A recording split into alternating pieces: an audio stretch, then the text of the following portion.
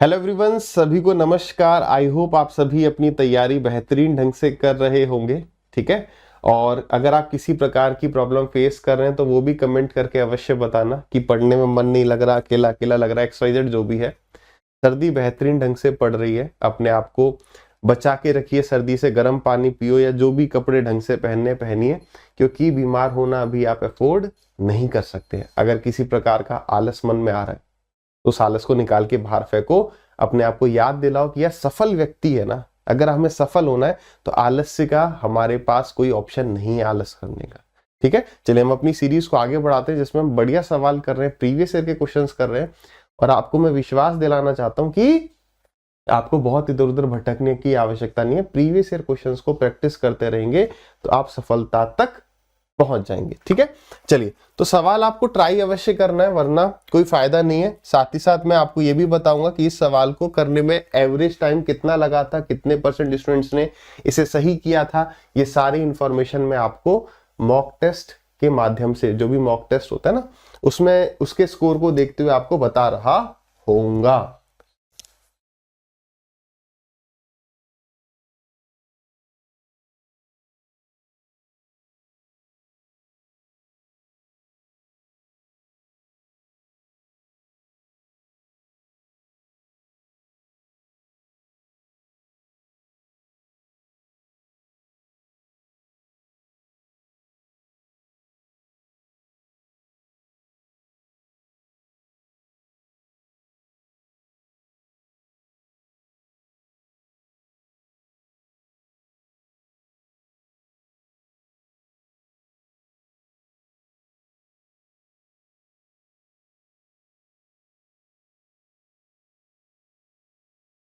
चलिए, अगर आपका हो गया वेल एंड गुड, नहीं हुआ तो आप ट्राई करते रहेंगे, ट्राई कर सकते हैं। आ जाइए, सवाल आसान सा है। क्या कह रहा है सवाल? कह रहा है 0.466 के ऊपर बार और इस तरीके से आपको इसकी वैल्यू निकालनी है।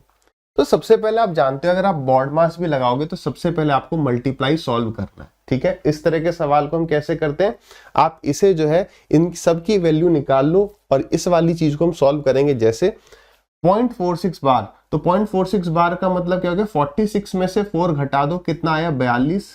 कितने नंबर्स के ऊपर डेसिमल के बाद बार था? तो एक के ऊपर बार था। कितनों के ऊपर बार नहीं था? एक के ऊपर। इस तरीके से लिखना तो जानते हैं, ये बताने की आवश्यकता नहीं है। अच्छा, इसे कितनों ने सही किया था?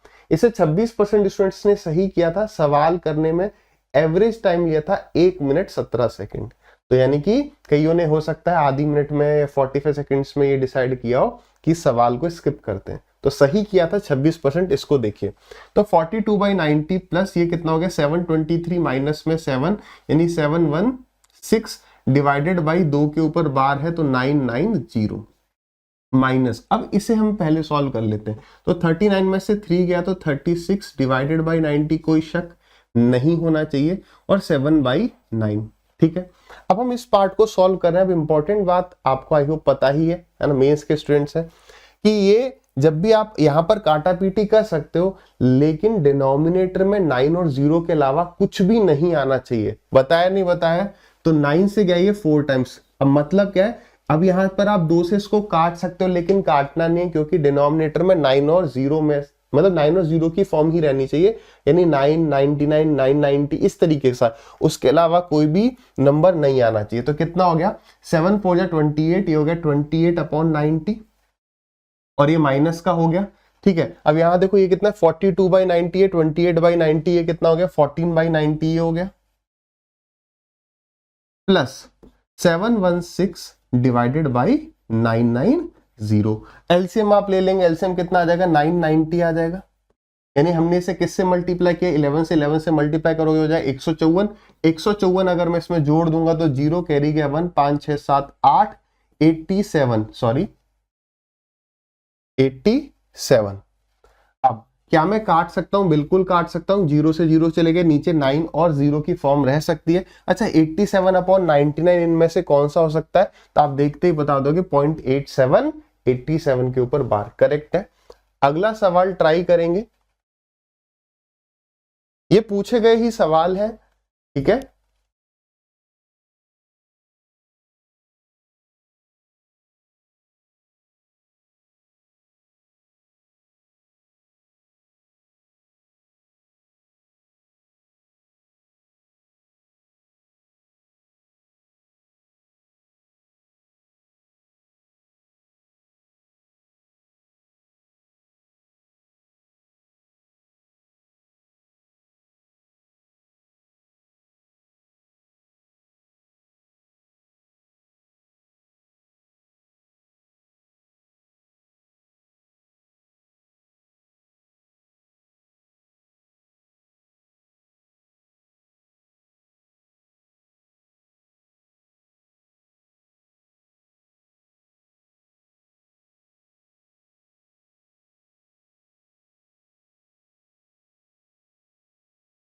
चलिए देखिए, इस सवाल को 46% स्टूडेंट्स ने सही किया था, एवरेज समय लिया था 1 मिनट 15 सेकंड। सवाल को उठाने का मेन रीजन ये है कि 50% से कम ने सही किया है। बहुत आसान सा सवाल है, जैसे आपने सवाल देखा आप समझ गए कि ये जितने भी नंबर्स हैं इन्हें आप 3, 5, 7 और 11 के फॉर्म में तोड़ सकते हैं, यानी कि 3, 5, 7 और 11 इन नंबर्स के फैक्टर्स हैं। ठीक है, अब मैंने देखा यार 8, 4, 7, 847, क्या ये 3 से कट रहा है? 7, 4, 11 और 8, 19 नहीं कट रहा, तो ये 11 से कट रहा है। 8 और 7 15, 15 में से 4 गए 11, बिल्कुल। तो 11 इंटू में, तो 11 7 या 77, फिर 77, तो उसे मैं लिख दूंगा 7 इंटू में 11। ब्रेक करते जा रहे हैं और कुछ नहीं कर रहे। 5, 3, 8 और ये 8, यानी 11 से कट रहा है 11 इंटू में कितना? 35 आ गया, और 35 मतलब कि 7 और 5 की फॉर्म में टूट जाएगा। 7 इंटू में 5। आगे बढ़े, अब यहां पर आ गया अपना 675, 25 से कट रहा है 25 मतलब कि 5 का स्क्वायर, और 25 इंटू में 25 625 होता है, तो उससे 50 अधिक है तो 27 हो गया। 27 का मतलब 3 की पावर 3। आगे बढ़े हम, 3025, 25 से कट रहा है 25 मतलब का 5 की पावर 2 इंटू में, तो 25 से गए एक बार, फिर आ गया आपका 52, 2 और 1, और ये हो गया आपका 11 का स्क्वायर आ गया। पहले क्या है? 3, 5, 7, 11, तो 3 की पावर कितनी है? तो 3 की पावर 3 है, और कहीं नहीं है ना। चलिए, 5 की पावर 2 और 2 4 और एक ये 5, तो 5 की पावर 5, और 7 की पावर 1 और ये 2, तो 7 की पावर 2 इंटू में 11 की पावर 2, 3, 4, 5। ठीक है, अब वो क्या कह रहा है? कह रहा है a b minus c d की वैल्यू बताइए कितनी हो जाएगी। तो ए बी सी टी इसी तरीके से लिखा हुआ है, तो ए इंटू बी कितना? 15, 15 माइनस में 10, कितना आ गया? 5। करेक्ट है, तो इसे 46% ने सही किया था, 1 मिनट 15 सेकंड का समय लिया था। ठीक है, मेंस का वैसे पूछा गया सवाल था। आ जाइए अगला सवाल करेंगे। सवाल बेहद आसान है। इस सवाल को उठाने का रीजन लॉजिक हम आप एक बार ट्राई कर लो, उसके बाद करते हैं।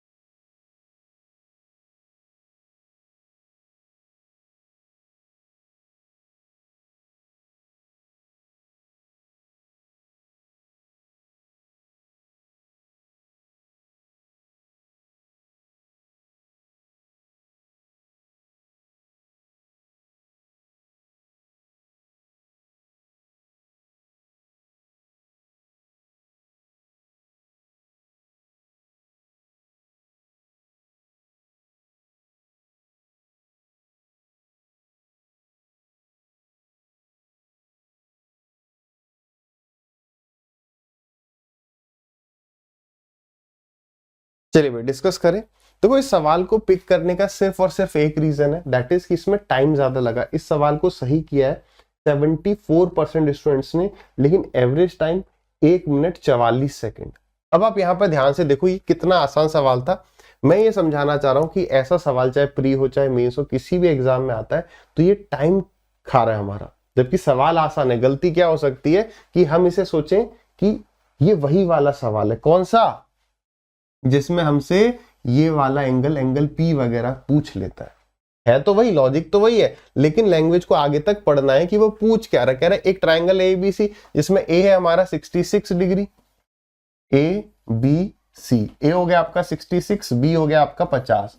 कह रहा है if the bisectors of angle B and angle C, केवल बाइसेक्टर कह रहा है, इंटरनल नहीं कह रहा है, इसका मतलब इंटरनल ही होता है। ठीक है, मीट एट पी देन, अब वो आगे पूछ रहा, बताइए बीपीसी माइनस पीसीए क्या है। उस सब पे बढ़ने से पहले एंगल पी निकालना है, तो ये कितना हो गया? 66 प्लस ये हो गया 6, 5, 11, 116, तो सी कितना हो गया? 4, 120 और 80 मतलब 60 यानी 180। ठीक है, तो हमारा सेंटर एंगल कितना हो गया? Then this is equal to 90 plus half of angle A 33, तो ये हो गया आपका 123 डिग्री। कोई दिक्कत नहीं है। अब आ जाते हैं, कह रहा है बीपीसी, तो बीपीसी यानी कि 123 माइनस पीसीए, तो यार ये वाला एंगल कितना? इसके बराबर, क्योंकि ये एंगल बाइसेक्टर है, तो 32 माइनस कर देंगे, कितना आ गया?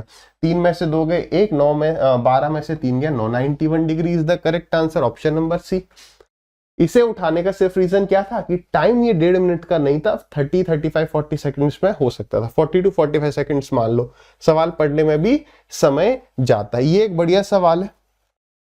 अगर इसे आप 80 सेकंड्स तक भी करते हैं, 80 to 90 सेकंड्स, बढ़िया है, लेकिन सही करने वाली बात हो रही है।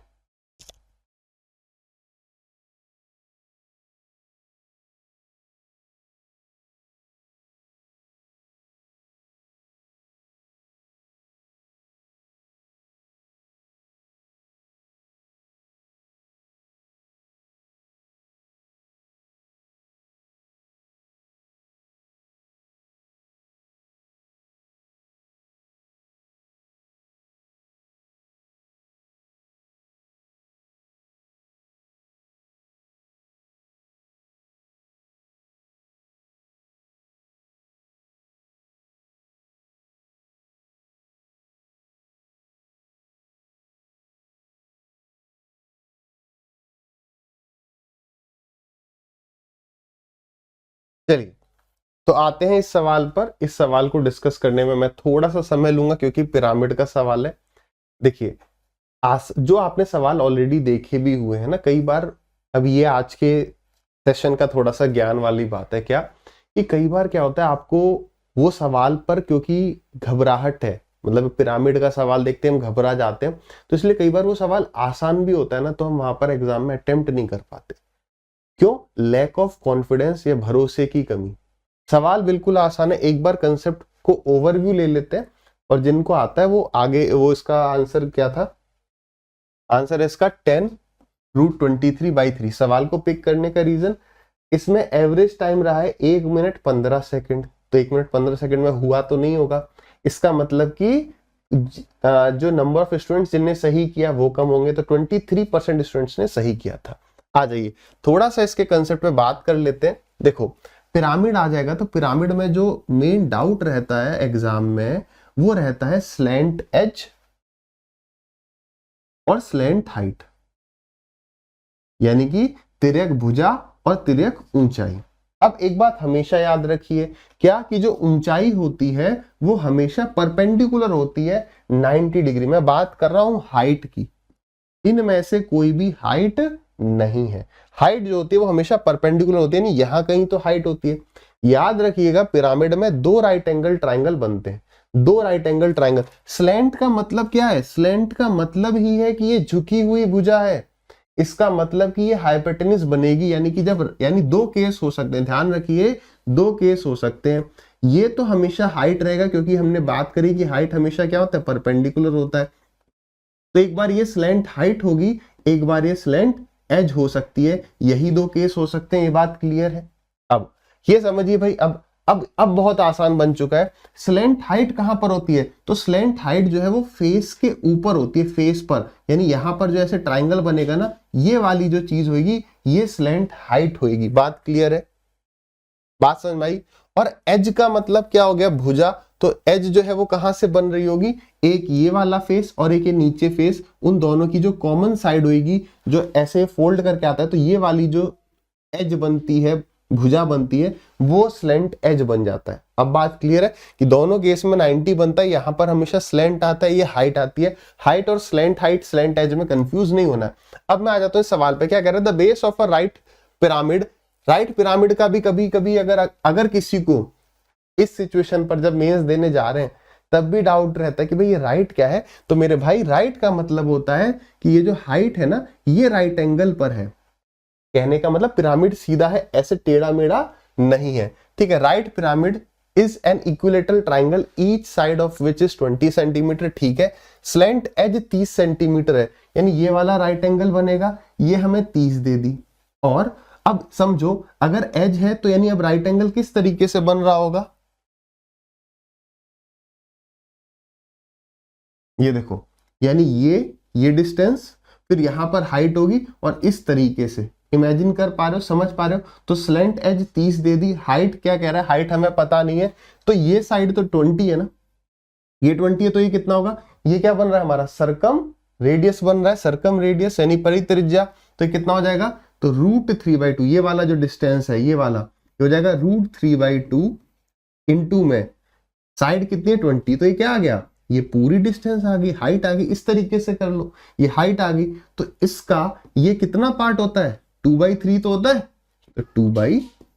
क्लियर है। अब उसने हमसे पूछा क्या है, उसने वर्टिकल हाइट या केवल हाइट, बात एक ही, वर्टिकल मतलब सीधी, खत्म। अब यहाँ पर आप क्या लगा दोगे, यहाँ पर आप लगा देंगे अपना पाइथागोरस थ्योरम। तो ये हाइट कितनी हो जाएगी, तो ये हाइट होगी √30 का स्क्वायर यानी कि 900 माइनस 20/√3 का स्क्वायर यानी कि 400/√3 का स्क्वायर 3। तो 9 × 27, 2700 में से 400 घटा दोगे तो 2300 आ जाएगा। तो 2300/3 और उसके ऊपर क्या है, अंडर रूट है, तो 100, 2300, तो 100, तो 10 बाहर आ जाएगा रूट से, तो 10√23 divided by 3, option D was the correct answer. तो इसे कितनों ने सही किया था, केवल 23% ने सही किया था। ठीक है, उतना लंबा सवाल नहीं था, डिस्कस किया था इसलिए टाइम लगा। एग्जाम में आप सिर्फ ये बनाएंगे फिर यहां आ जाएंगे, आंसर 1 मिनट में, 1.25 मिनट में हो सकता है। टाइम लेके भी करते हैं तो चल जाएगा, क्योंकि ये सवाल काफी स्टूडेंट से नहीं हुआ होगा। ठीक है,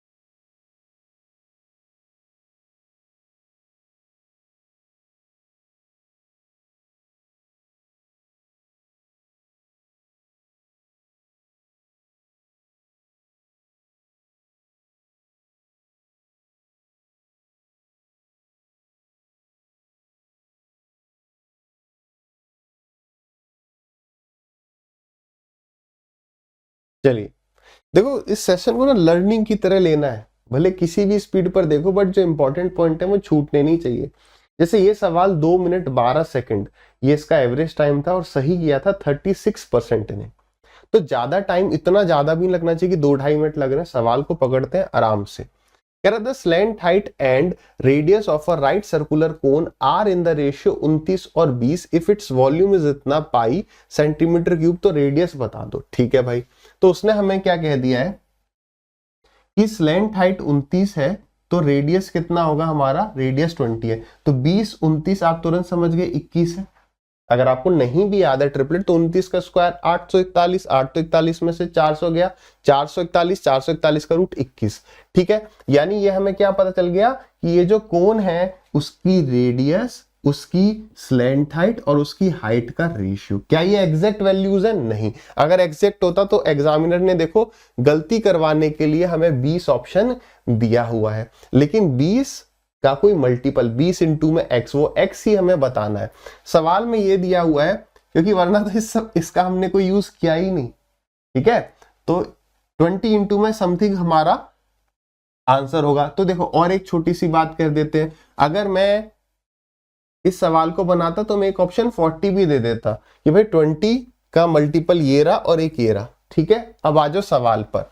सवाल कह रहा है कि भाई वॉल्यूम जो है इसका वो 48384 पॉइंट आ रहा है, तो तुरंत 10 से डिवाइड कर दो, इतने पाई है। And this is equal to कितना, दिस इज इक्वल टू, अब यहां पर काटा पीटी अभी मत करना, अभी एक छोटी सी बात पे आएंगे। कोन का वॉल्यूम हो गया 1/3 पाई आर स्क्वायर एच। अब ये समझो, अगर ये x है, समथिंग x, ये भी 21x 29x, तो x तो यहां पर आ गया x³। अब एग्जाम के लिए अभी आप स्टार्टिंग से ही, पहले से ही रेडी रहो कि यार ये सवाल जब आया तो देखो पाई से तो पाई कट गया, हम ये बात समझ पा रहे हैं कि यार ये ना कुछ a/b की फॉर्म में आएगा। किस फॉर्म में आएगा, a/b, यानी ऊपर भी क्यूब होगा किसी का, नीचे भी किसी का क्यूब होगा, क्योंकि ये बराबर x³ है और मुझे x की वैल्यू निकालनी, ये बात तो जानते ही हैं। और जैसे ही मुझे 2 जीरो दिखे ना, तो मैं ये बात समझ गया कि यार नीचे तो ये 1000 बन गया 10 का क्यूब। अब काटा पीटी करेंगे तो देखो 3 से यहाँ पर ये 21 था, तो 3 से 21 गया 7 बार, 2 दूनी 4, तो ये यहाँ पे मैंने जैसे ही 4 देखा है ना, जैसे ही मैंने 4, ये 4 तो नहीं कह, आखिरी के 2 डिजिट देखने पड़ेंगे। जैसे ही मैंने 84 देखा मैंने कहा ये तो 4 से उड़ गया, तो 4 से काटना, 4 1 जा 4, 4 2 जा 8, 4 0 0, 4 9 जा 36 एंड 4 6 जा 24। अब 7 से कटेगा, 7 1 जा 7, अपना बचा 50, 49 दूनी 14 और 8 जा 56। तुरंत दिख गया आपको 1728 बटा 1000, ये x का क्यूब है। किसका क्यूब है? तो ऊपर आ गया 12, नीचे आ गया 10, यानी कि x की वैल्यू आ गई 12/10 कह लो या 1.2 कह लो। और उसने पूछा था रेडियस, तो रेडियस क्या हो जाएगा 20 इंटू में 1.2, यानी कि कितना आ गया आपका 24 इज द करेक्ट आंसर। बात सही है। वो 40 देता क्यों कि यार नहीं यार, बात समझ रहे हो, अरे 1.2 1.3 कुछ भी हो सकता है, ये रहा 0 इस डेसिमल को हटाने के लिए। क्लियर है?